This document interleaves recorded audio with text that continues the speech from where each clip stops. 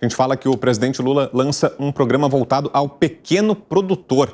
E lá de Brasília, quem vai trazer mais detalhes para a gente é o repórter André Anelli, ao vivo. Ele tem os detalhes. O tema agora da reforma agrária ganhando força por aí, não é, André? Boa tarde. É isso mesmo, Evandro. Muito boa tarde. Evandro não, desculpa, Brown. Desculpa, Brown. É a força muito boa tarde do hábito, para você. Perdoado. Boa tarde a todos ligados aqui. É, exatamente isso, é a força do hábito. Obrigado, Brown, muito boa tarde para você. Boa tarde a todos ligados aqui no 3 em 1 da Jovem Pan. O presidente Lula inicia essa cerimônia aqui no Palácio do Planalto daqui a pouco.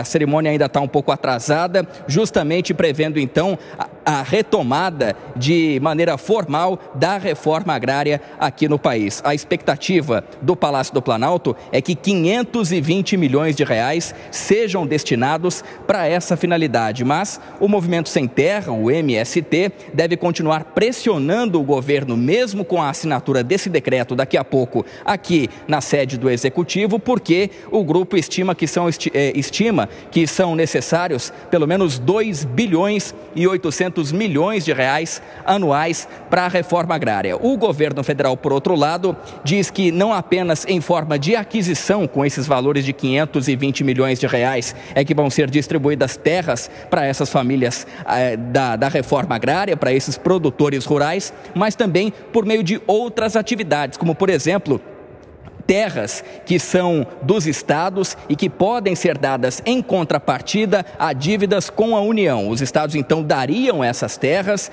como abatimento das dívidas com a União e, por outro lado, essas terras seriam destinadas à reforma agrária. Ainda existem outras diversas modalidades, como, por exemplo, aquelas terras vistoriadas pelo INCRA, o Instituto Nacional que cuida dessa questão da reforma agrária e que detectou que essas áreas não têm o chamado cumprimento da função social, ou seja, não são produtivas. Essas terras, por meio do programa Terra da Gente, também seriam destinadas para a finalidade de distribuição por meio da reforma agrária.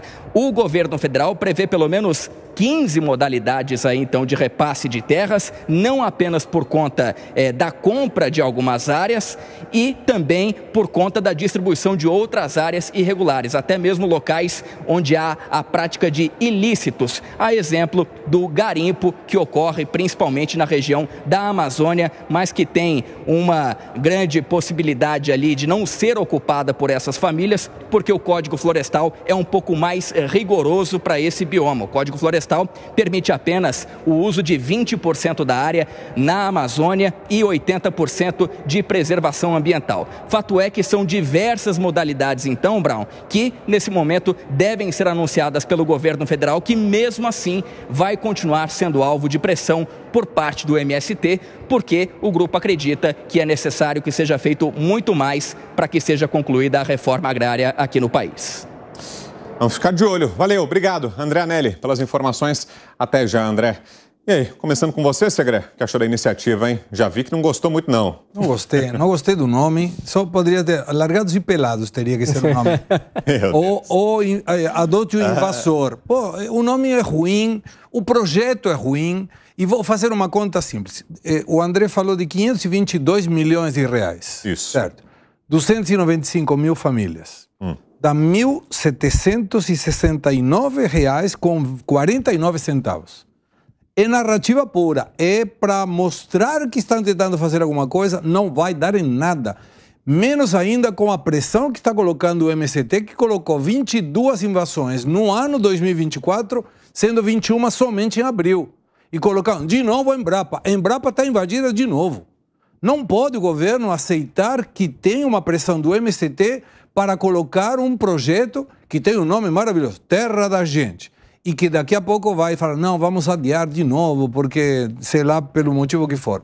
O governo está tentando mostrar serviço, mas esse serviço não está chegando a gente. Isso está mostrado, como muito bem indicou Piperno, nas pesquisas de opinião e de imagem do governo. Então, não é importante o nome, é importante o assunto, o objetivo cumprido. E não vai ter nenhuma possibilidade, nenhum projeto que tenha a ver com terra, de quem seja que for, para colocar R$ 1.769,49 por família para dar terra a quem não tem. E daqui a pouco a gente vai falar, inclusive, sobre o MST. O Segré falou agora da invasão da Embrapa. A gente está vivendo uma nova onda aí de invasões do MST. A gente vai trazer mais informações, mais detalhes sobre isso daqui a pouquinho. Mas em relação ao programa, Piperno, está muito pessimista o Segré? Você gostou da ideia? Eu gostei do programa, porque, veja, é claro que o programa ele é embalado também numa estratégia de comunicação ruim. Esse programa é o seguinte, então ele prevê beneficiar 295 mil famílias, que é o que o Segré indicou. Porém, na verdade, esse programa prevê 74 mil assentamentos. As outras 220 mil famílias são famílias que provavelmente já ocupam assentamentos, mas que terão a sua situação regularizada. É isso que o governo não soube explicar bem. Então ele vai assentar mais 74 mil famílias. Eu venho chamando a atenção que toda semana tem alguma notícia lá no site do INCRA de algum assentamento novo. Pequenininho, às vezes, 100 famílias, 80 famílias, um pouco mais, um pouco menos. Há um cadastro para que essas pessoas, inclusive, possam se habilitar a receber terra. Então, isso tem que ser melhor explicado. Então, veja, são essas 70 e poucas mil famílias, esse dinheiro é para esse ano. Mas o programa prevê esses assentamentos todos até 2026. Então, não é um programa voltado a assentamentos de pessoas vinculadas ao MST, exclusivamente a isso. É um programa para assentar pessoas sem terra, sejam elas do MST ou não. É muito provavelmente por conta disso que há uma reação. O MST... É claro que ele quer, de alguma forma, ter também protagonismo nessa questão da reforma agrária, inclusive nesses assentamentos. E veja, um dos motivos, inclusive, do braço de ferro com o governo é porque o MST reivindica direções regionais do INCRA, coisa que não foi concedida até agora. E é por isso também que, diferente de outros momentos, essas ações de invasão, então, elas têm se dado, inclusive, com grande intensidade em propriedades da União. O recado é claro em relação a isso. Do tipo, olha, precisamos de mais atenção. E eu acho que o governo faz muito bem em não abrir negociação e não ceder, digamos, a esse tipo de reclamação. E você, Gani, que achou do novo programa? Olha, veja, esse novo programa, ao destinar recursos para esses pequenos proprietários de terra, que não são, alguns deles, ou a maioria deles, não vinculados ao MST, é claro que vai desagradar o MST.